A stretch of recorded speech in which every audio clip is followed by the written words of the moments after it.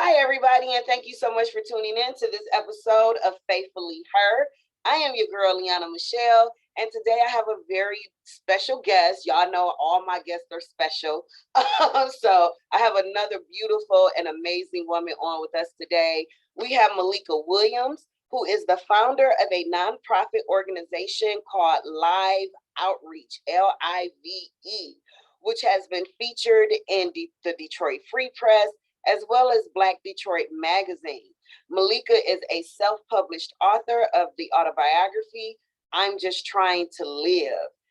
And she was recently voted to the board of directors of Literacy League in Chicago, Illinois. Our sister is doing major things out here. So everybody, please help me welcome Miss Malika Williams. Hi. Thank you for having me on. Oh, no problem. Again, thank you so much for coming on and speaking with us today. And everybody, isn't she beautiful? Yay, beautiful woman right here that's sitting in front of us. I want to get started, if you don't mind, with the book, course, because your book is telling your journey through the foster care system. So I want to kind of start there with your inspiration behind the book, your journey, and how you got to where you are right now. What inspired the book, actually, I've been wanting to write my story.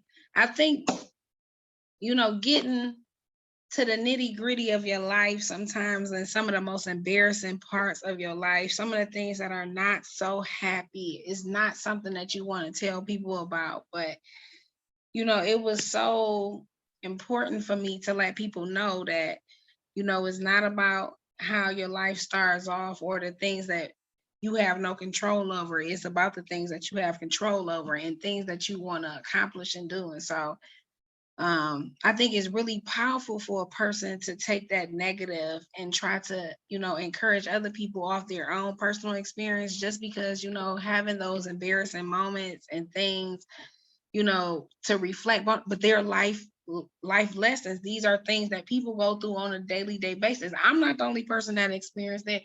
I'm not going to be the last person to experience it, but giving that next person, that encouragement or that push is really what inspired me or motivated me to want to let other people know about my story and really just put myself out there so people could understand that I was vulnerable a lot during this whole transition of writing this book, because it was a lot of things that as an adult I've put to the side, or I've ignored, or I've allowed myself to kind of like forget about. But in the process of writing this book, it has been a transition of tears and laughs and sad times and happy times, and a little bit more sad than happy. But I'm grateful more for those sad times to reflect on how it has structured me as a person, even in a good and even in a bad way.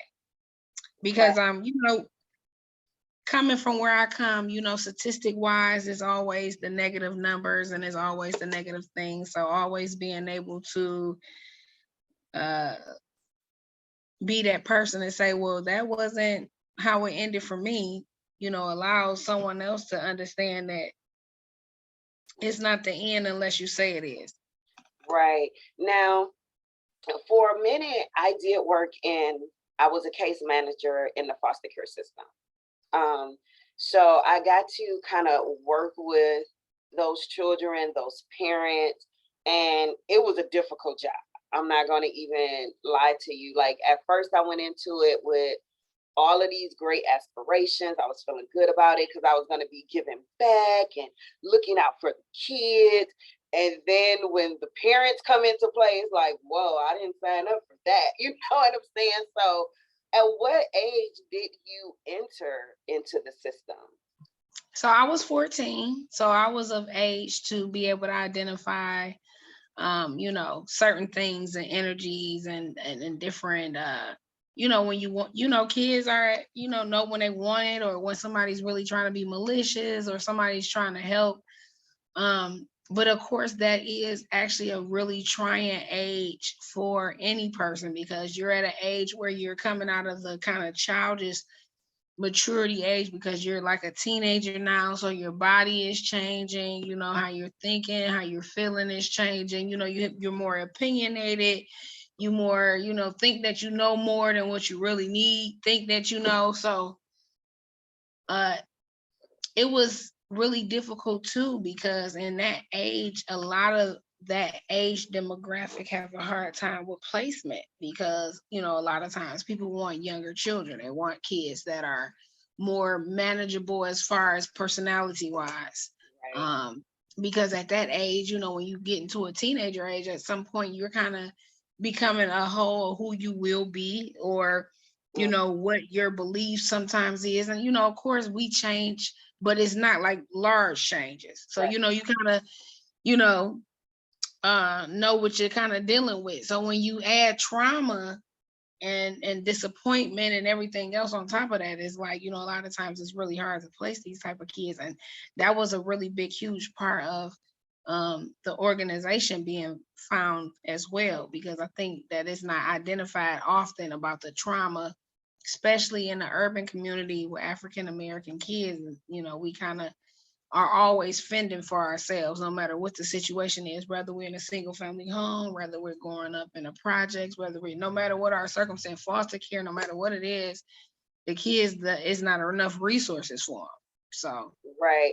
I just saw something online that said that African American children are pushed to grow up faster than our counterparts because of those things. Like for me, I was raised in a single parent home, so I had to learn quick as far as cutting grass, cleaning the house, cooking a meal. You know what I'm saying? Like those womanly type duties. I was doing like at 10, 11 years old. I was doing those things. So I had to mature a lot faster than most people.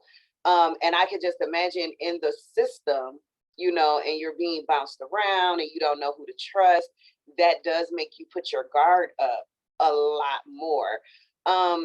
Going through that time, was there ever a connection with the family where you felt safe? I do have one foster mother that I am still well connected with. Actually, she's a board member for the L.I.V.E Outreach. And she has been a very big advocate of pushing me along to make sure that, me pushing towards that goal to get that out has been, and then she knows from the flip side of as a foster parent, because a lot of times we're not thinking about what the foster parents sometimes, especially the ones that really want to make a difference, how they're affected by getting this kid. And then you're hearing some of the traumas. It's like it's traumatizing you, because you're like, oh my God, I didn't know it was that bad. I didn't know it was that many kids. I didn't, and I kind of think that's where she kind of got pulled in, because she got foster kids that's older than me that's still like, hey mom, what's going on, mom? Like, acknowledge me as a sister, and things like that. And people are well off into having their own children and grandchildren at this point in their lives. So she definitely been effective as far as being a positive influence in that. And I thought that was really good to want to have that to be something that grow on how I manage moving forward with what I wanted to do with the mission that was placed upon my heart. But that has been the only experience that I've had where I felt that it was genuine and it wasn't no ill intent. Not necessarily saying it that was the case for the other few foster homes that I was in, but it wasn't as genuine. And as how kids and animals at times can kind of feel and filter out, like good people, and hey, I like the vibe, the energy in the room, and what's going on Right. here. So, Veronica is her name. Actually, was like definitely one of the foster mothers that was always kind of like, hey, how can I be of assistance, or help you further along the way as much as I can with the resources and tools that I have. And I was always thankful for that. And even as an adult, she could say, hey, you're not my biological kid, or I have no real substance to maintain this relationship, but she does with not only me, but quite a few other foster children as well.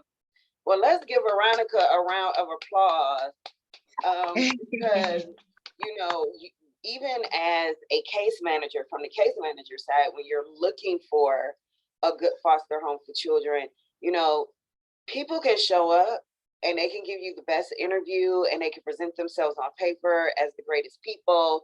And then, you know, a few months down the line, when you're doing your home visits, you realize like, oh, they're in it for the money, or, you know, they're feeding the kids, but it's such a restricted diet and a restricted schedule. It's not like I can be a child and just say, oh, I want a Capri Sun, and I could go in the refrigerator and get one without being reprimanded or yelled at because you're drinking up all the Capri Suns, you know. So even when we're doing those interviews with the children and we're asking them, it's like you have to pick up on those context clues to see what is the body language when they're responding to these questions and they're having these conversations to you.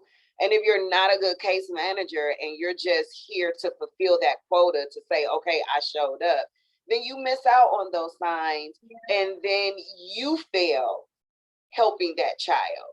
And so that's where I feel like the passion comes in at. And sometimes like where something that was once a passion becomes repetitive to a point where that is a switch off.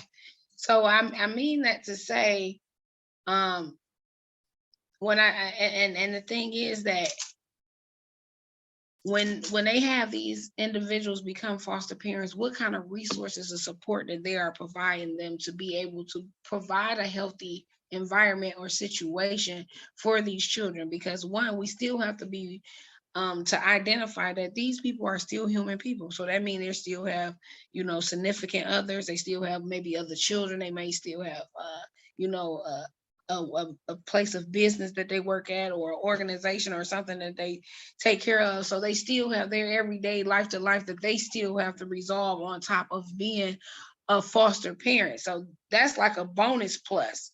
You get what I'm saying? That's kind of like, hey, I volunteer, but that's an add-on to the million of things other else going on in my life. So having those resources, I think, is really fundamental, and something that I would really love to get really deep in with some of those agencies when they connect these kids with these parents. Because a lot of times once you're with those parents and those, you know, they connect those kids, it's like, okay, boom, we got that finished, on to the next kid. And so those resources that need to be, maybe that counseling or somebody helping them, allow them to get through that transition, is not, the need of it is high, but the help of it is not, because the manpower of it is not. Maybe it's not in a budget, whatever it is. But that's, to me, just from a foster kid standpoint, and even being an adult now, I think that's the significant breakdown of it, because people do go into it passionately thinking, hey, they want to help a kid. But after some time, it might be a disconnect. It might have been a kid that you were really connected to, that you were possibly thinking about adopting. But at the last minute, you know, they went home and things like that. Those things are traumatic and things like that to the adult that's involved in it. And I think a lot of times people are not conscious of that either. You know what I'm saying? And so that's why I think it's important to have that support on both sides, for the foster child and also for the foster parent, not to just assume because they want to be foster parents, they have it all together to be able to deal with the child that has these different type of traumas. So it's a transition from for everyone. So yeah, and it's unfortunate because you know, it could be a different system as far as how it's well connected, but the need is so big, and it's almost like the criminal system. yeah, and I could just know, for me, from the case manager point of view, never turning my phone off was a situation for me, to where if that kiddo called me at 3 a.m. and was like, hey, I don't want to be here anymore, I ran away, or whatever it is, then my mother would say, Michelle, at some point you have to turn your phone off. And I'm like, I can't, because I never know when a kid is going to call. You know what I'm saying? So I was overly invested to where it started to burn me out from the case manager side of it. Yeah, and most definitely anything that you're passionate about, you want to change the world. It's like you want to be Superman, you want to be Ken Clark. But realistically, you're only one person. And so you can only change what you have control over. So you want to make a huge difference, and you want those that life you are in to be affected positively, and your decision making and how you will assist them. But at some point you still have to consider yourself, your health, your self-care. All of those things are always number one, because if you're no good to yourself, you're no good to no one else. You can't help anyone else. Yeah. And so at some point, that's just like you can have somebody, and everybody knows someone that is at a point where they are had a potential. You see the potential in them, you pushing them towards that potential, but they don't see the potential in themselves. It's just something that at this point it took a lot out of you to get them to that point, and they're still not there. You have to applaud yourself to say, hey, I did what I could.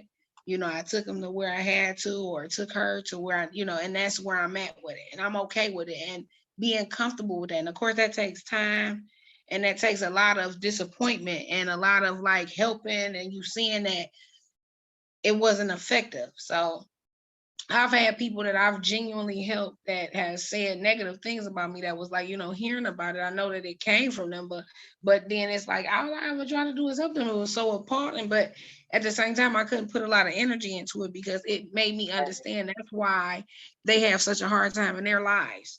Right, because I've literally been in court, because the foster care case managers have to testify and say, well, yes, this parent has been going to parenting classes, this parent has secured a job and a place to live, and so forth. And I could just remember I had one particular case, and these people got in court and called me every racial slur they could think of, because they were not living up to what they were supposed to be doing as the parent. And because I went to court and spoke honestly and reported, like, I haven't been able to confirm income, I haven't been able to confirm residency. They come to the supervised visitations, and they are disheveled, they're intoxicated, they're this. I'm reporting the truth of what is being presented. And I could just remember that day in court, like, they called me every racial slur under the sun. And I couldn't take it personal. I couldn't get upset, because they're coming from a place of anger and disappointments within And it's not themselves. nothing personal. I'm doing what I need to do. It wasn't personally against me. It's the disappointment that they have in themselves, but they're projecting it onto me.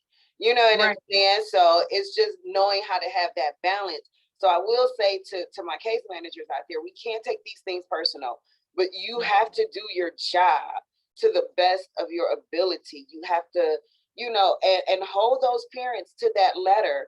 Because my thing was, I didn't put your children in that position. You did. Right. And I didn't walk in the room and take your kids from you. That was the law. I'm just here to try to make sure that this child from this point on is safe, that they're in a secure situation, that they're being properly maintained and cared for until you are able to do it for yourself. And I'm here to help you. I'm here to provide you with the resources. I'm here to listen to you. Like, they will leave me death threats on my cell phone, to the point where I literally had to file police reports. We had to have police available to us for their supervisions, just because of all of the threats that were going on towards me as the case manager. So, there's always those different sides and different perspectives to the same situation. Right. That is correct. Well, you know what? I never thought of it like that, but that people in those positions put themselves in risk a lot of times, because people are, they're emotional. It's an emotional thing. Kids being taken from their parents is emotional, whether it's a right situation or wrong. People doesn't mean that they don't love their kids. They're just not in the capacity to be able to give them the things that they need, so it is a very difficult situation. And telling somebody they need help, or your life ain't what it is, is a reality check too, that creates anger too. Because hey, you need to go to rehab. It's something that's like, if you're not ready to accept that, there's gonna be something that's gonna be a fight, because you're not willing to accept that.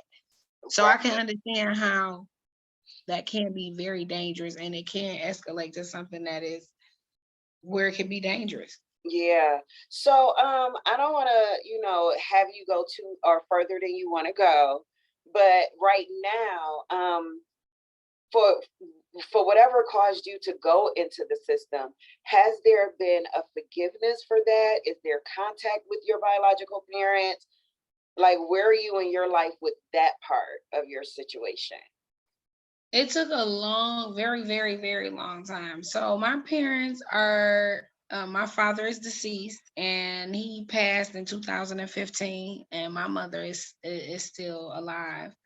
I've always had pretty much a relationship with my parents because my parents actually were, up in my life until then. It was a lot of drug abuse and, violence and a lot of different things that was not appropriate for a kid at that time.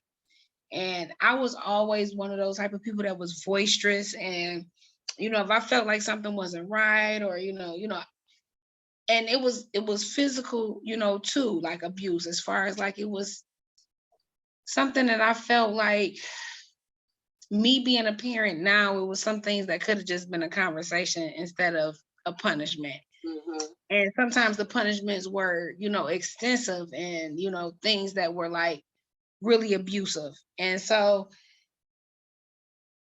it was from more of a violent standpoint. You get what I'm saying? I grew up in a violent household, and like growing up on the east side of Detroit, you see a lot of things, and I've seen a lot of things, and this became like a normal thing. And so I couldn't, after I got to a certain age, I really couldn't be mad at my parents because they were only displaying some of the behaviors and things that they only knew, just like vice versa, me having kids and I'm spewing out some of the same characteristics and things. And so this is how these generational curses are constantly being passed on because they're not identified in this learned behavior. And so the learned behavior becomes something that's normal.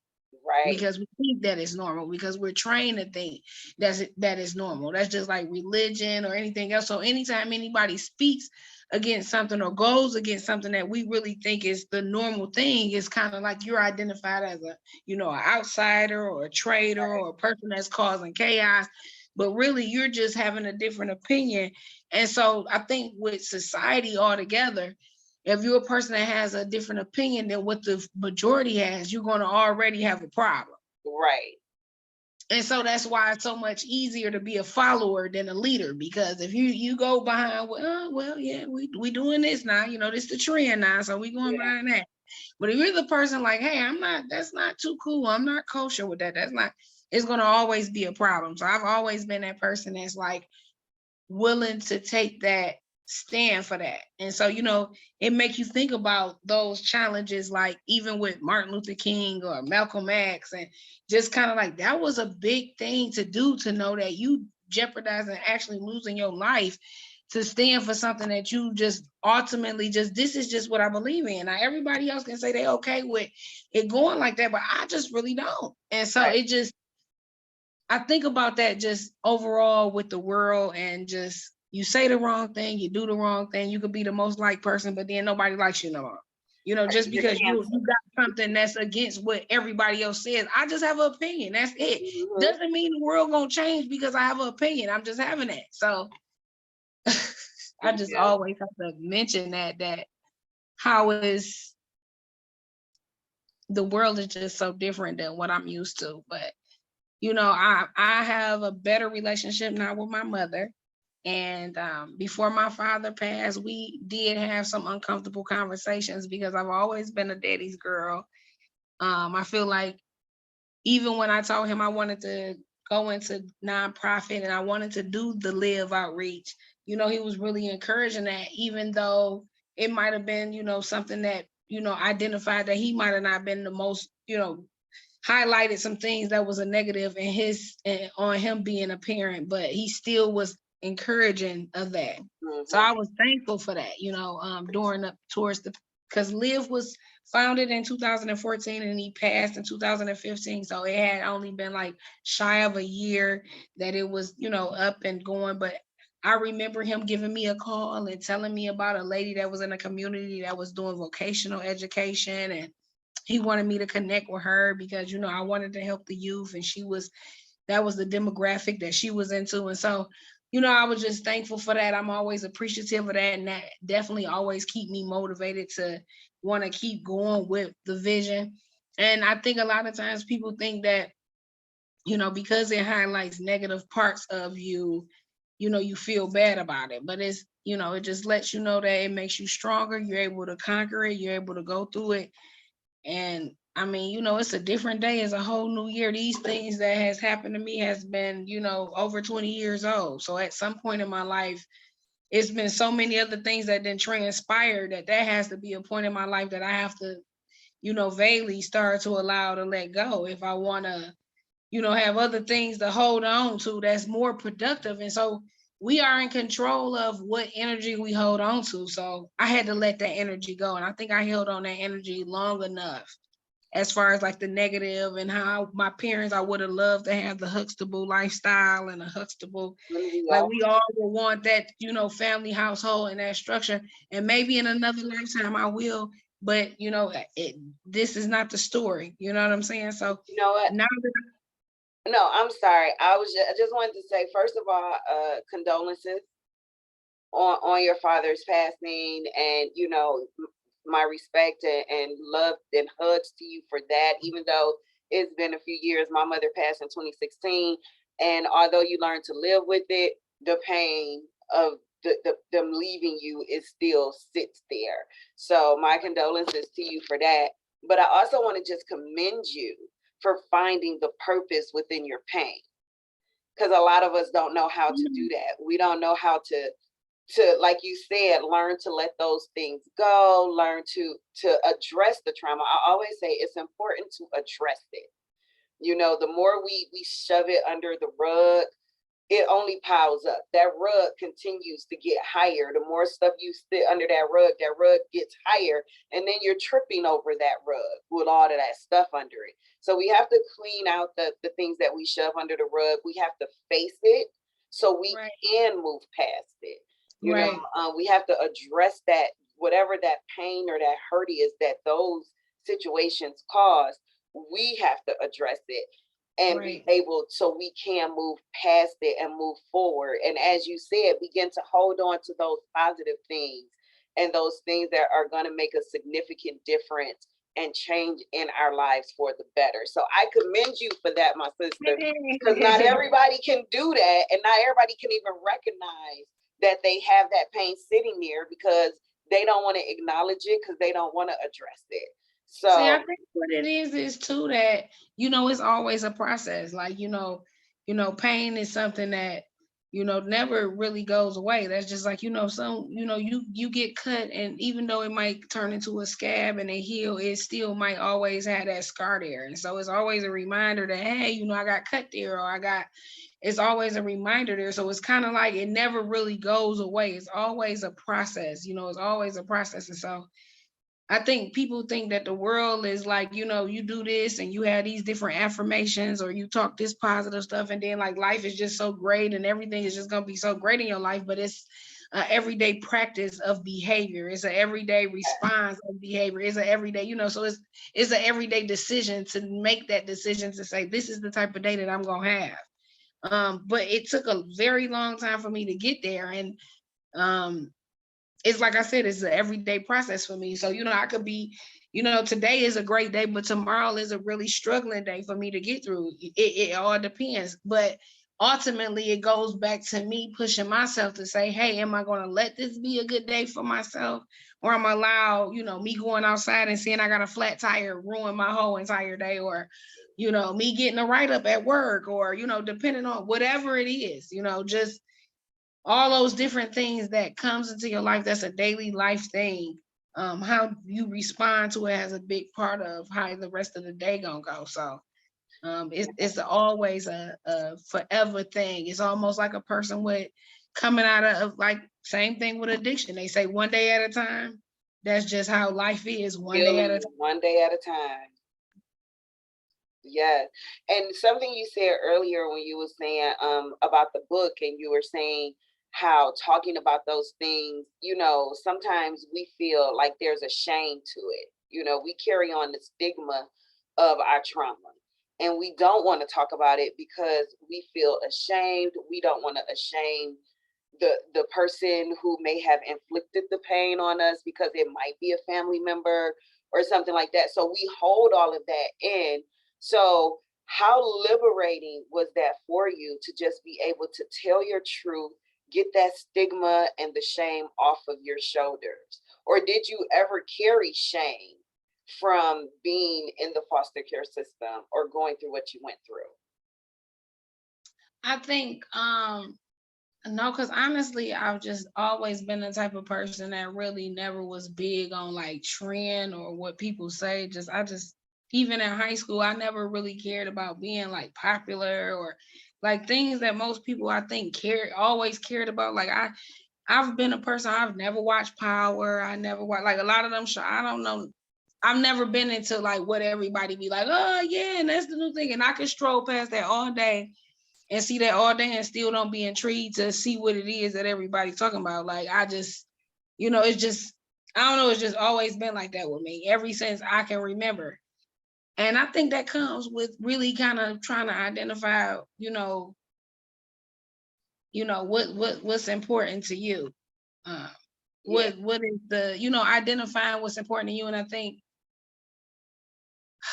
it's just been such a journey with when you come from, my father had, had battled with drug addiction and, and the thing is that's so crazy is like he was like this really smart guy, it was like, all the potential that you could think and see that you could see in an individual. And this is this one thing that kept him from being able to get to that full potential. So the way that life shows you, various things, you got to be able to identify what works for you, right?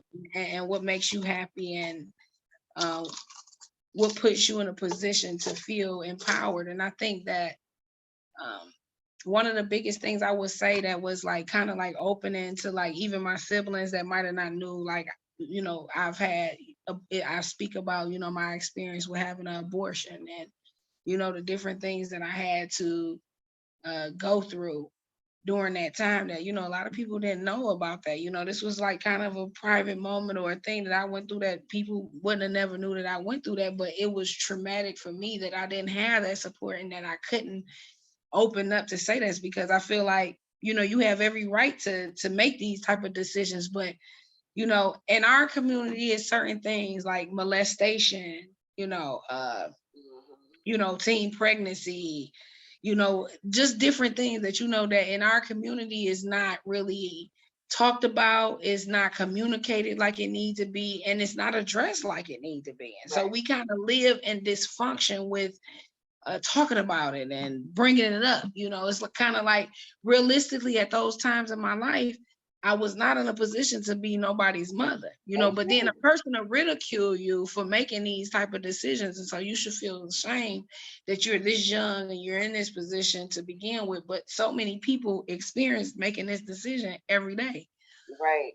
So, I think it's important to kind of, get that out there, because it's nothing to be ashamed of, because it's somebody somewhere in the world that is experiencing that or feel those feelings or have had that experience or something. And that's what people don't understand. Like, the world is not perfect. Nobody is perfect. And so being okay with your flaws, being okay with knowing that you might not make the best decisions, and being okay with just knowing that you are human and you're doing the best that you can is like the best thing that you can do for yourself. And I can identify with that. I was adopted. Okay, my mother adopted me when I was 4 weeks old. And I didn't learn that I was adopted until I was like 10, 11-ish. So I was like really young, and it wasn't something that my mother told me. I overheard from people talking, and that's how it came out. And then I went to my mom and asked her, and she was kind of forced into telling me that. But speaking of, I can remember being young, looking for a security. I had been raped by a family member, and it disconnected me from this family.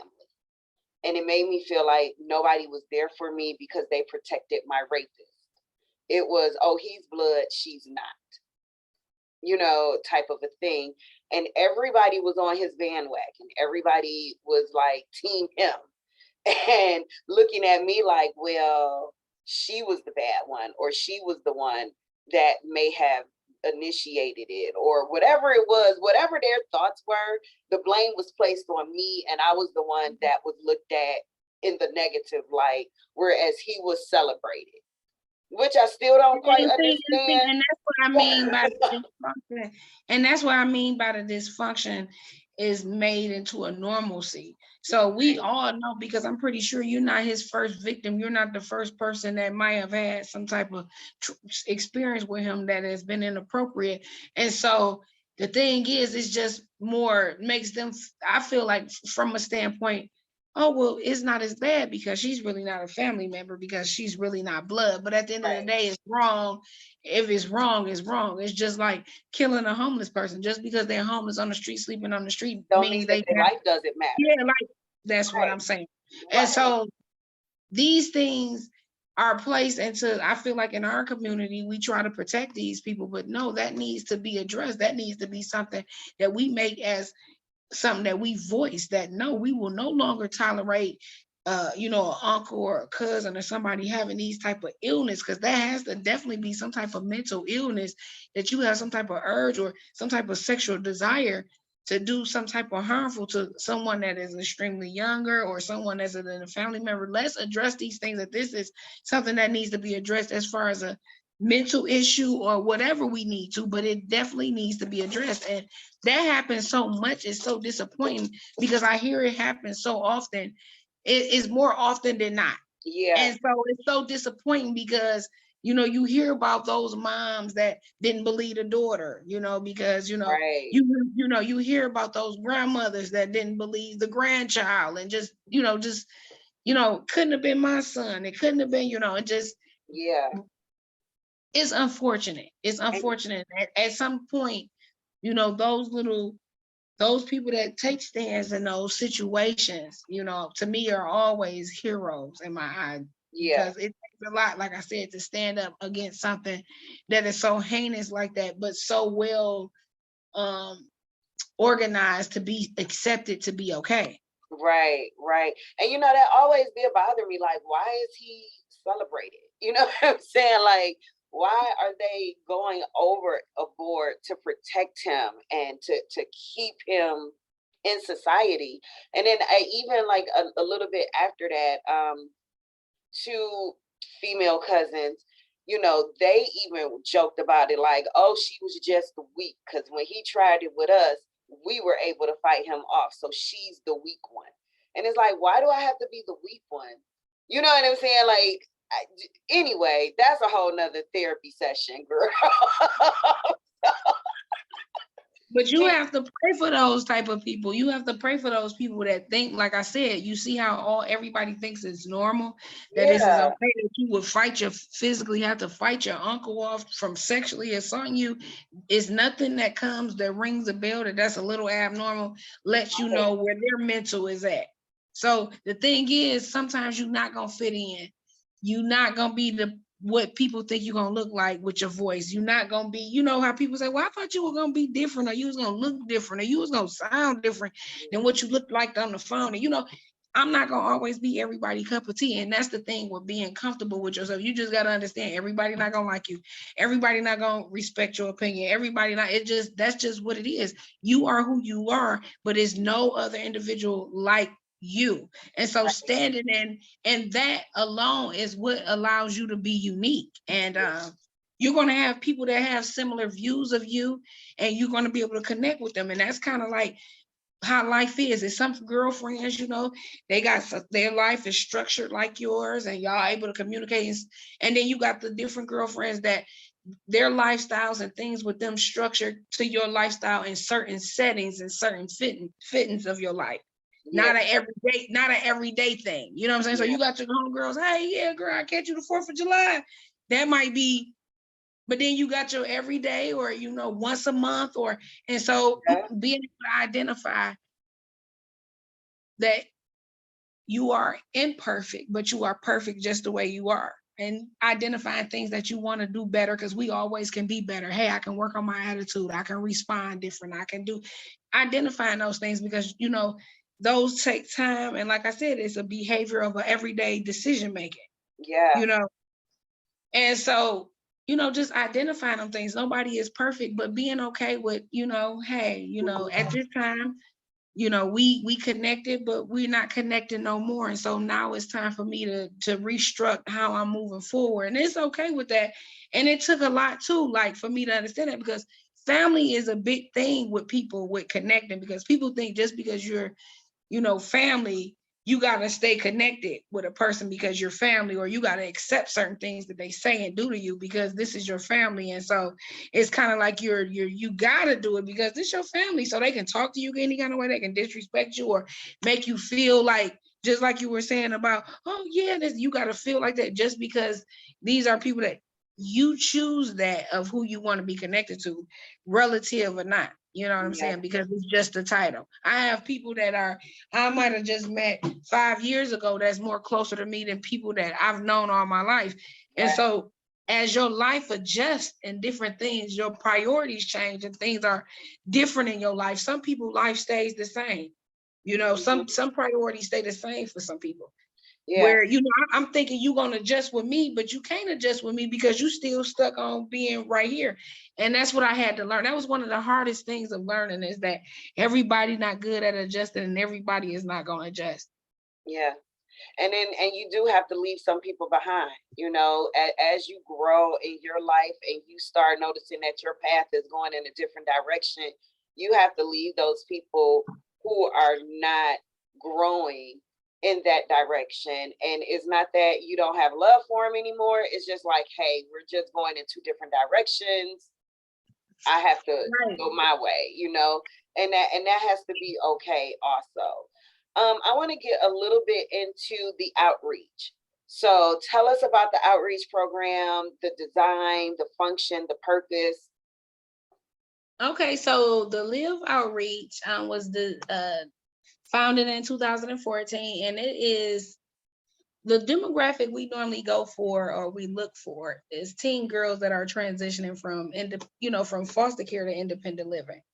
So pretty much providing them with essential life skills so they are successful, productive adults. So pretty much, financial literacy, maybe vocational or maybe college tours, just basically getting them to the next step, because I pretty much designed this program for the younger version of myself. So what I felt like would have been a significant boost for myself in that particular time in my life. And at that time, at 16 or 17 years old, I was somebody's mother. So my structure of me really securing, a stable job, or maybe, trying to further my education, even if I were getting a certificate or some type of vocational education, I wasn't getting that resource from that. So I ended up, you got to read the book, but I did end up getting into some trouble. So I graduated high school, and literally in June, and by the time August came, I was incarcerated. Oh, wow. So I didn't get to go to college, and all of those things that a lot of my peers were able to go off and at least experience, whether they finished or not. I wasn't able to experience that. But of course, once I got home, I was in a position where I had a young child and I really needed to get myself together. So I kind of got off into,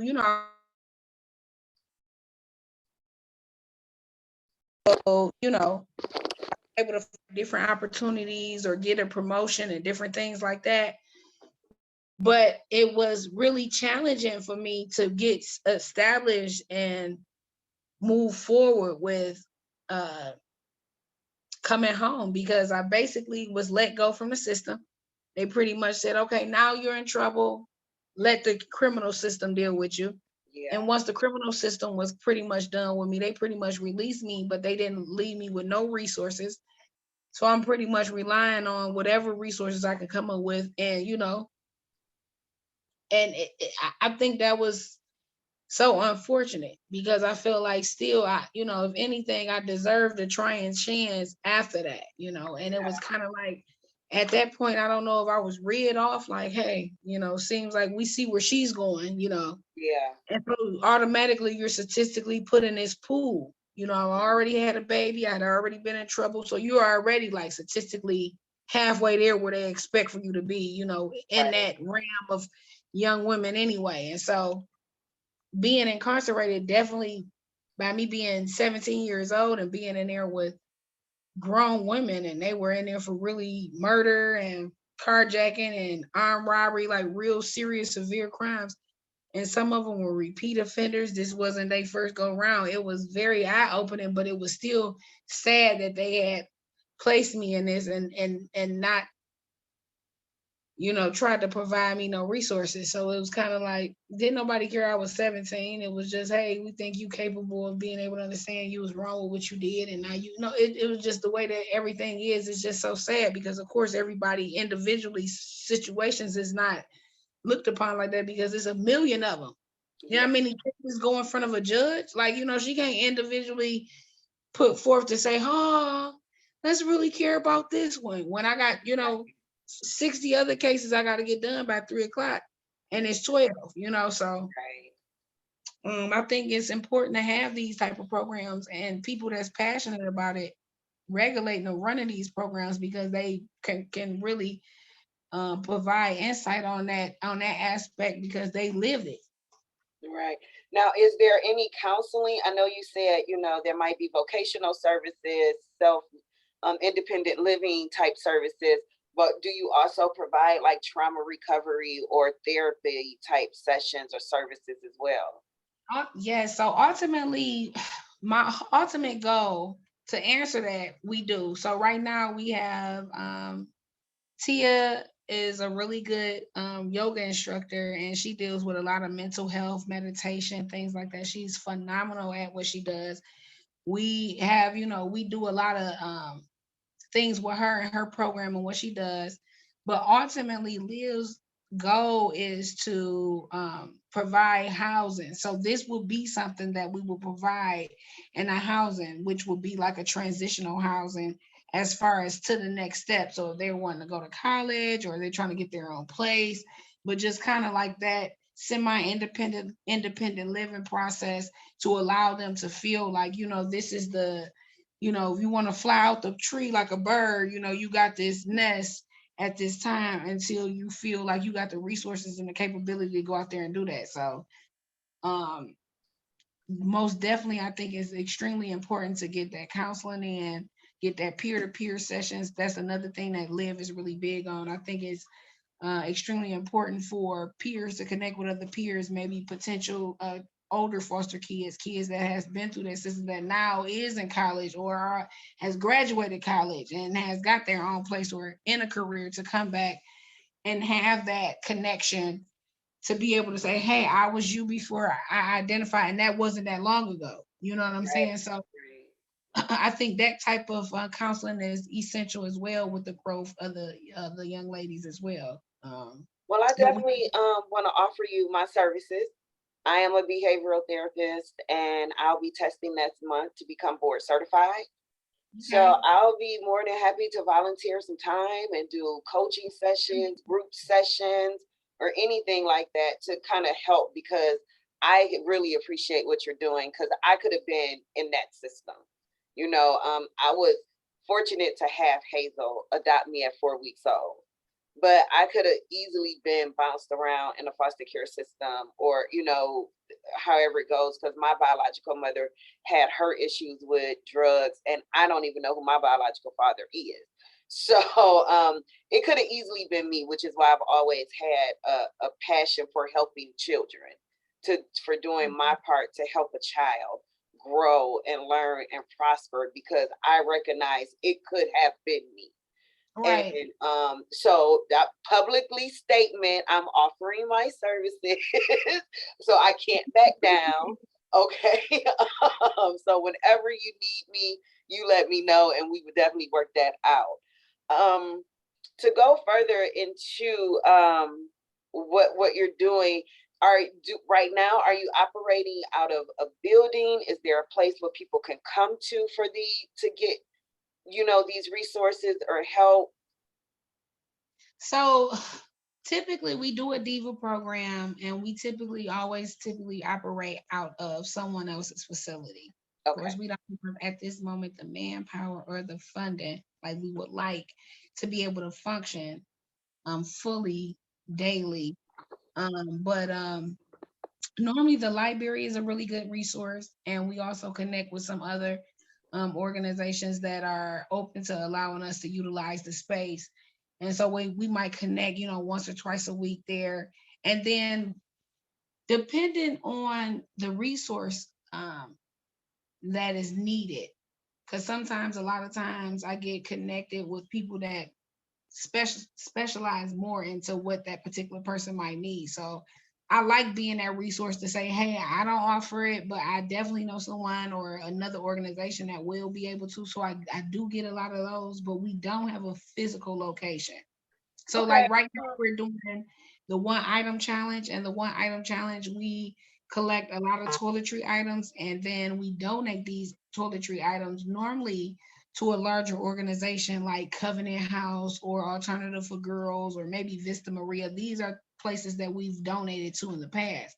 But this year, we're trying to connect with maybe a Detroit public school or even maybe a charter school that is in a range of middle to high school, where we can provide these baskets and, of course, explain to them about our organization and our summer mentoring program that we will be hosting this year. So we're trying to get a school home, maybe that we can utilize their space and things like that. It's in the works, nothing official right now, but Mhm. that's what our hope is for, because Okay. I think we want to be effective without, of course, everybody, any business aspect, you want to be as most as effective with less cost, of course, right? Yeah. So,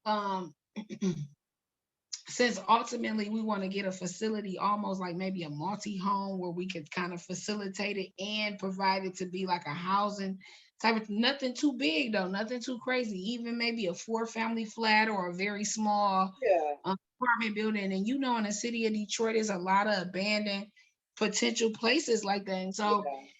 just building the structure of it, we got a really good board this year, so I'm hoping that we're moving forward. By the end of the year, Liv will have a physical location that we're looking to at least rehab, because we Okay. definitely want to keep it in the city. I'm born and raised in the city, so I think it's really good to kind of have these resources and be that story and that voice for that particular demographic, to let them know like, hey, we all are in this together. Because what I've learned too is it's not just foster kids, there's a lot of kids that's in these homes that's not in foster. They experience abuse and a lot of things too that is not talked about. They just not in foster care, they just, Right. you and so I get a lot of that too. Like, once I get, moving around, there's always somebody, hey, I got a single family, mom, she's struggling, she having a hard time. And, they just want to give their kids the best. And then you got, sometimes these kids, you feel like, hey, maybe I do need to get child protective service or someone involved because the circumstance is a little bit extreme. And so with every case or every situation, you have to kind of be put in a position to have those resources to say, hey, what can I do, or where do I go, or what's the best option? Yeah. I'm gonna later when we talk in text or whatever, I'm gonna send you some the information for Miss Miracle No Red. She has a building over on the east side, building beyond barriers, and they do like trauma recovery and stuff like that. And I know a lot, like right now they're doing more Zoom stuff because of the COVID, but I do believe she does have a building space, so maybe that could be just a space for you temporarily as well until you get your building and everything found and financed or however it goes. So that's why I love doing this, because you meet so many people and you're like, oh my God, I could connect you, or I could provide a resource for you as an additional resource to help out as well. And you just never know, maybe it'll work out, maybe it won't, but at least it's there and it's available for you Right. to at least explore. So let's dig into the literacy program that you're a part of in Chicago. So how did you come about being a part of that? And what exactly does the program offer? So this program, The youth and in care foster care director on their board for this program in Chicago. How it came about is a gentleman was on a group that I was in on social media, and he was asking for people that were previous authors or people that maybe had a book or two that they had published to kind of mentor youth in Chicago. And so what they offer is helping youth publish their own books. So, say you go in and you're mentoring somebody and they want to do a book on, sports and their outlook on sports. And so basically you would be the person that would be the beginning to the end mentor with helping them complete that book, gathering their thoughts, giving them ideas about it, thesis, like how you want to go about it, different things of this is how I did my book, and keeping them encouraged, and how much did you get written down, or how much did you do, and just different things like that. And I thought that was really awesome because we get so far away from the regular basic things that we are typically used to, like the write and the read and the things that we know that is essential for kids, but it's so not important because you can type on a computer, you can type text, so you really don't have to spell because you got auto spell, and you got all these things that keep you from knowing. You don't have to write a real signature because you don't have to sign a check no more, and just Right, things that you don't have to look at a dictionary because you can ask Google what this means. So it's like right, dictionary freedom. So some of the things that are back, old school, or give some of that old school vibes, I'm like just always for. So once he was explaining to me that they help the youth, and they have like a process of where they go in the beginning, and they link them with us. So say for an example, I'm doing an autobiography, and so that would be more of the realm of kids that I would be connecting with. A kid that might want to tell their story about whatever. It could be like, hey, let me talk about summer camp and what happened to me that week I was going to summer camp. Of course, how can you transform that into a book? And they got editors and publishers, and so they have the funding to be able to make them have an actual book. And so for them to feel like, hey, when I was 11, when I was 12, I published this book, I physically got a copy, or you can get this copy of that. And I thought that was really, really good because I'm like, oh my God, I think it would encourage young people to want to read. It would encourage young people to want to write, you know what I'm saying, to express themselves in a different way. And I think that would be something that they would be proud of. I mean, I know if I was 13 or 14 years old and say, hey, I got a book, I wrote a book, it's like a big deal, yeah, whether people was reading or not. Like, it's something that you wouldn't be able to say your name is on the cover of. So I think that was really good in allowing them to feel empowered. yeah, Um, and like I said, with their expression, so whether it was nonfiction or fiction, them expressing themselves and being able to have that connection with someone that had that experience already to say, hey, I've had some of those same emotions. I've been stuck in that same, these are some of the things I allow myself to be able to think about that helped me get through that. So yeah. And that's how it came about. And so it's freshly new to me, okay, but it has been really good experience. I like that I've met people from, different places in the US that is a part of this board as well, that all have the same vision and have the same passion as far as helping the youth and giving them a different outlet as far as expressing themselves. and I think that's important, as as you're saying, it's important for them to have that outlet to express themselves, because when they can't express it and those feelings just sit bottled up, then usually it comes out in a negative way.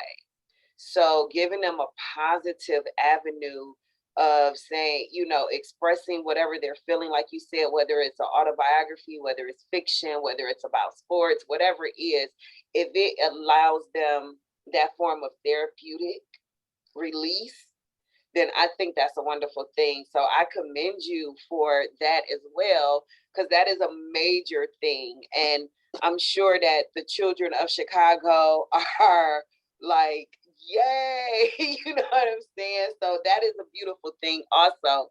Um, I know we talked about the different behavior changes where you were saying, it's a conscious choice to say, I'm going to change that behavior today. And it is like anything else. Like, if the behavior might be exercise. And like for me, I have to consciously say, no, you're going to do this hour. You know what I'm saying? Like, regardless to whatever that's in that head, for me to get up and do that hour of cardio every single day. And it's a behavior change that you really have to, as you said, take it one day at a time, one step at a time, to make sure that you're doing it and you're staying in a positive or the correct mind frame for your life and what you want it to be. And it's not always easy for everybody. So give me an encouraging thing that you may say to somebody who's struggling with that behavior change on that daily basis. What is that one thing, that one saying or thing that you go to that will help inspire? I think that accountability is a big thing. I say that because a lot of times people have a hard time with accepting what is real and what is not. Mm. And so, like you know, when you effed up, you effed up. You know, when you, that's just like you could be on a diet and you was doing good and you had a cheat day, but then you added another cheat day to that. You added another cheat day to it. It Right. ain't no, oh, I've been working hard. No, you added another cheat day to it. Just accept it for what it is. You eating bad today. I think that people put an expectation, and then when they Oh, you're muted. expectation, I'm sorry. Sometimes the expectation is not realistic. And so they're disappointed. And so it's easy to be like, hey, I'm done with it because you didn't put yourself in an expectation that's not even realistic. And I think it's important to take accountability for saying, hey, you know what, I had a rough day today, but tomorrow I'm gonna have a better day. I'm gonna take the time out to have a better day. So I think a lot of times people have a hard time with taking accountability. And I think those ugly truths and those things that we don't want to talk about as far as with making a change is really what's people's hardest thing with being inspired. It's not that you don't know that these things are wrong. It's just making the step and making the changes to change that wrong. Yeah. So because it's just like, you know, if you drinking pop every day, you know that drinking pop every day is not good for you at some point, no matter what age in your life. You know, it's just certain things that we know. Like, it's nobody have to tell you smoking cigarettes at some point, smoking cigarettes is not a healthy thing for you. So it's like, these are things that you have to take accountability for, whether you want to take accountability for it now. And that's why I think accountability is so big, because so many people don't take it. Right. So Right. they make excuses for why they're not making the accountability, but they want to see the change. That makes no sense. You can't Right. expect the change if you ain't made the necessary accountability for the Right. change that you want to see. It's funny. My son's father and I kind of semi had a conversation about this a couple of weeks ago about accountability. And his thing to me was, well, he grown now. And I said, well, what does that have to do with anything? You're still Because you always need structure. right. I'm like, okay, so what? He's grown, but he's still You could connect with somebody in the store that'll give you a 2-minute set, lesson that you might have needed to hear for that whole week. And so you never too old to learn, and you never too old to get any guidance from anybody. I think right. that's a cop out to not be held responsible for the mess ups of That what's going on with your kid. Now, at the end of the that was day, my point. you gonna have to still take some type of control. Yeah. That's just like I have my daughter will be 19, and this is what I told her. Look, I've been allowing you to make your own decisions for the last 2 years. And it seems like these decisions that you made, you have not been able to produce any type of production as far as it's been productive for you in your life at all. So now I feel like, as your mother, it's time for me to come back and take control, because I've allowed you, quote unquote, to be the adult to make the quote unquote the decisions that you feel like you need to make. So now, since I see that clearly it's been a couple years now that you going into being 19 years old, that your decision making might not be as proactive as it needs to be. So let me put my 2 cents in. And I feel like sometimes as a parent, you have to take that kind of control. They Yeah. need that somebody, they might not like it now, but they need to have somebody to be putting their foot on top of their neck, because they need that. I need some structure. I need some guidance. It's grown people way past You know, mid-30s, and you're gonna always need some structure and guidance. And if you got your parents, that's what you need. If you had your mother right now, you could call your mother right now for some structures and some guidance. That's what you're gonna do. And that's what parents are for. That's a never-ending job. That's a forever, you committed to life that. Girl, yes, I need for you to call him and tell him that, because his thing was, well, why are you still trying to hold me accountable for it when he's grown now? And I said, because we made the decision together then. I didn't trick you. I didn't hide it. We had a conversation. We talked about it. We agreed upon it. So we both agreed to this responsibility. The thing is that I'm the only one that carried the responsibility. You walked away from it. And I don't feel like you should not, I don't feel like I should let you off the hook. I don't feel like you should not be still held accountable for the choice that you made. And he just feels like, oh, he grown. I shouldn't have to be responsible for this now. And I said, well, I'm so sorry you feel that way, but I'm going to hold you accountable until the day we both gone. So it's just what it is. Deal with your life. Basically, age allows you to be able to say, hey, you at this age now. So to me, it's just the cop out. But as a parent overall, you still never out of it. If your kid was on the being homeless, technically as a parent, you as a parent, that's your responsibility to be able to try to step in. I do understand that some parents do be burned out, because at some point kids will take you to a level where, look, I done did all that I could do for you. That's with anything. That's just like we were just talking about the caseworker thing. At some point, sometimes your kids, you could try to help, you could try to change lives, and that's just what it is. But you have to know, hey, I done showed you this, that, and another. Maybe it is time for me to let you go out there. But until I feel like I'm at that capacity, I'm gonna give you all the tools and resources and everything that I can give you, so you could not never say that I didn't give you that. And see, and that's my thing. Like it. And like I expressed to him, if you would have been present, if you would have made efforts, if you would have been a parental figure throughout these years, maybe I would consider letting this go. But the fact that you have not been there, no, you have a responsibility. And so, and what I would only advise I can give to you, held accountable and responsible, because regardless, at the end of the day, that's still your child. You're his father. He's your only child. You're his only dad. There has to be something to come together in that. And I've done all I could do to force your relationship. I can't continue to force it. And if you're not willing to stand up and take responsibility and be accountable to him as a parent, is nothing I could do on my end but hold you accountable from the way I see fit. And if that means child support has to stay in place, child support will stay in place. Don't be upset with me because he's 26 and you still owe child support. That just goes to show that you ain't never been doing what you're supposed to do, because you would be done with child support if you would have been doing what you were supposed to do. Right. So I'm going to hold you to the fire of that responsibility, because I covered his college tuition, not you. And I don't ask you for any money. I don't require anything from you, but to hold up to what the court said you should be doing. You know what I'm saying? And that's what it is. So now he's mad. He's not talking to me. I think he blocked me on social media. I think it's funny though, but it is what it is. Like, live up to it. You wouldn't be $40,000-$50,000 in the hole of child support if you had been paying child support. So it's not about what I'm doing to you. You know, and that's a large amount of money to be on. You know what I'm saying? So I think that speaks volumes. So my thing to him is, don't take your anger out on me. Look at the man in the mirror, deal with yourself, own up to your responsibility.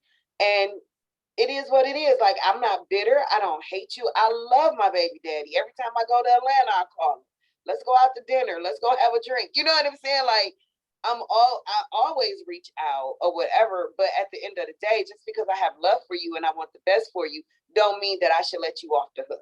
It doesn't mean that your responsibility goes away. Your responsibility is what it is. Because when he needs something, even at 26, I'm the one he calls, and I'm the one that shells it out. I'm the one that makes sure he's okay. He can't ever call you for assistance because you never have it. So if I have to wear the burden of the responsibility, then I'm going to hold this court case in place until you could realize as a man, as an adult now, that, hey, I have a kid in this world that I've never supported. Let me do right by him now. If, at this point, I need to start doing right.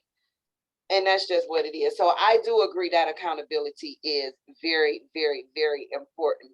And something else you said, realistic expectations. And so as a behavioral therapist, I work mainly with children with autism. And one of the things that we do is make sure that we're setting realistic goals, goals that they can actually meet. Like if the child has trouble speaking, say they're nonverbal, so they're not really talking, I'm not going to put a goal that says in 3 months they're going to be reading a paragraph.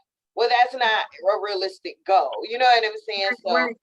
like you said, making sure that the goals and the things that we set for ourselves are realistic and that they are achievable, and we can actually meet those goals. Because when you see within yourself that I could, so like even for me, when I started my exercise and my health journey, I didn't go out here and say, okay, I'm going to run 3 miles a day. That's unrealistic. I know dang on well I ain't running 3 miles. You know what I'm saying? But I could set a realistic goal and say, okay, I'm going to work on 30 minutes of cardio per day. And I'm going to put that 30 minutes into 2 15-minute sessions. And then from there, once I was able to meet that, then I can increase that goal in increments and so forth and so on, until now I'm at a full hour in one setting. And and now I can walk 2.5 miles also a day. You know what I'm saying? Like I'm still not running it yet, but my goals are realistic for what I can do. So I think that is very, very, very great advice to give to people. Thank you. So do you have any events or anything coming up, anything that we could support or look forward to? Or how can we reach out and show support, whether it's through donations or whatever? How do we do that with you? So right now we're doing the one item challenge. We do this every year. Like I said, we collect toiletry items. We're always able to connect through, of course, any social media DMs. You can Cash App. We have Cash App, the L.I.V.E Outreach, PayPal. You can always email us as well at the L.I.V.E Outreach at Gmail. My name is Malika Williams. Our website is www.theliveoutreach.org. So, it will provide more information. We're doing some updates to our website where we'll be able to eventually soon be able to take any kind of donations if someone wanted to, give us a donation or something online. So we're working towards that now. But every year we do have a skating party. And so we're changing that to the summer, because we normally would do it like March or April, but we think we'll get a better turnout physically if we did it while the kids were out of school. So depending on what the board votes on next month, hopefully we'll be having a date, a confirmed date for rather July or August for our annual skating party. So those are the two events right now that we have coming up. Where, like I said, the mentoring program, the Diva program that we have every year, we're trying to get together with an organization, preferably a school, that will have the space for us to be able to, and also it will be a good relationship, because we will be able to retain students from the school, and it'll already be in their, comfort zone, or where they already be familiar with. So we're trying to do that. But the Diva program normally runs from like the end of June to like the beginning of August, like an 8-week type of program. Okay. And so within those 8 weeks, we do, yoga, arts and craft. We do financial literacy. We do vision boards. We have etiquette class where someone comes and teaches about the different, of course, spoons and forks, different things. I definitely needed that class. There was a lot of stuff I ain't know. Just things like that, just kind of giving them a little bit of exposure. And actually my foster mother, Veronica, she is into arts, like, doing her own paintings and things like that. And so that was one of the things we definitely wanted to push forward, because we want to do in the near future, kind of like maybe like an art exhibit where we auction off some of her paintings, and so much go to the proceeds and things like that. So that'll be definitely 2023 in the making. But just kind of our goal right now is just doing a lot of connecting and getting out there in the community like we always do, and just kind of like just pushing forward, and hopefully we get those right connections and we get in the right area, and so we constantly just keep growing and getting stronger. So it's a process, but it's a journey too, so I'm excited for sure. Yeah, well, I'm excited for you, and I can't wait to see what's coming up. So let me just make sure I have the Cash App. Is it the L.I.V.E Outreach? Yeah, so Okay. THELIVEOUTREACH. Okay, and then we have the website at theliveoutreach.com and .org. It's .org. .org. Okay, .org. And I also have the email at theliveoutreach@gmail.com. Yes, and if anyone is interested in purchasing the book, which is I'm Just Trying to Live, it will be on Amazon. It will be titled under Malika Adrema, which is my middle name. Adrema is my middle name, so it wouldn't be Malika Williams. It'll be Malika Adrema, and you can get that on Amazon. Okay, and as far as social media go, the L.I.V.E Outreach on Facebook, are you and IG? Yes, ma'am. Okay, Instagram great. as well. So we're going to have all of this information in the description box for you. So if we were talking too fast, you didn't write it all down, maybe you spelled something wrong, I'm going to have everything in the description box for you: social media, email, Cash App, everything. So if you want to contribute, and what's $10 for a kid? You know what I'm saying? What's some toilet paper or some maxi pads or something like that for a child in need? It's really not a lot. So if you can just find it in your heart to just donate to this cause, I think it's a beautiful cause. And like I said, working in the foster care system, I know for a fact that when these children age out, there are some programs, but there's so many different criteria that they may have to meet to receive certain resources. And it can put a damper on their spirit. It can really make them feel like, why am I going through all of this, or why am I trying? So let's be that light of encouragement for these young ladies, for these children, period, and let them know, like, hey, just because you're here doesn't mean that this is where it has to end, and that you have a community of supportive people out here who are rooting for you, who believe in you, and who want to see you accomplish whatever it is you set your mind out to accomplish. We are here to root for them and to cheer them on. And again, Malika, thank you so much for coming on. I really, really, really appreciate what you're doing. Oh, thank you so much.